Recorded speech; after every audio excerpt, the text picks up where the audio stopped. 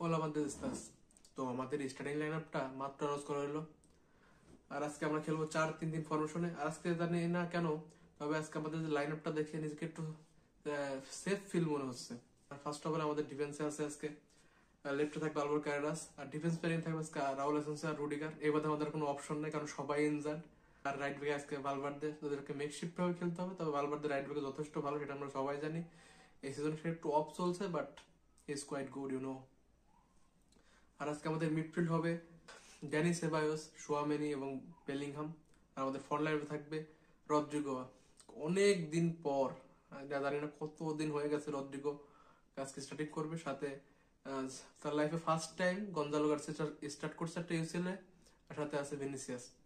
তো অনেকদিন পর আমাদের ফ্রি পুরোনো লাইন আপটা রদ্রিগো ভিনিসিয়াস এর লাইন আপ, সাথে বেলিংহাম থাকবে। এমবাপে নাই আজকে, কারণ সেল্টার সাথে ম্যাচে সে একটা তার হাঁটুতে একটু চোট পেয়েছে, সেটা নিয়ে মাঝে হয়তো রিস্ক নিতে চাচ্ছে না। রিস্ক না নেওয়াটাই ভালো, কারণ এই ইঞ্জুরিতে তো আরো বেড়ে যায়। যেহেতু এমবাপে স্যার আমাদের কোনো গোল স্কোরে সিজন সেরকম ভাবে নিজেদের মেলে ধরতে পারে নাই, তো সেক্ষেত্রে এমবাপেকে ভালো রাখা বা এমবাপেকে ফিট রাখা অত্যন্ত জরুরি। অন্যদিকে সিটিএসে খেলতেছে 4-1-4-1 ফরমেশনে। সেখানে অবশ্যই ডোনারুমা থাকবে গোলকিপিং পজিশনে, লেফট ব্যাকে ওরাইলি, রাইট ব্যাকে ম্যাথাস নুনেস।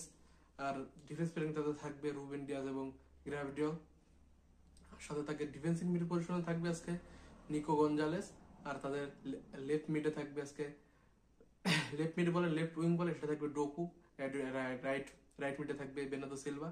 আর তাদের অ্যাটাকিং দুইটা মিড থাকবে, সেটা হবে ফিল ফোর্ডেন এবং রায়ান চেরকি। আর অবশ্যই সামনে থাকবে তার দ্য বেস্ট আর্লিং হল্যান্ড। তো আজকে অবশ্যই যদি আমরা জিততে হয় এই লাইনআপটা নিয়ে, তাহলে অবশ্যই আমাদের কম্প্যাক্ট ডিফেন্সিভ করতে হবে, একটা টিম হিসেবে খেলতে হবে। নিজেদের যে পার্সোনালিটিটা সেটা শো করতে হবে যে আমরা রিয়াল মাদ্রিদ প্লেয়ার, সেভাবে খেলতে হবে। যদি এই পার্সোনালিটির একটু ঘাটতি থাকে,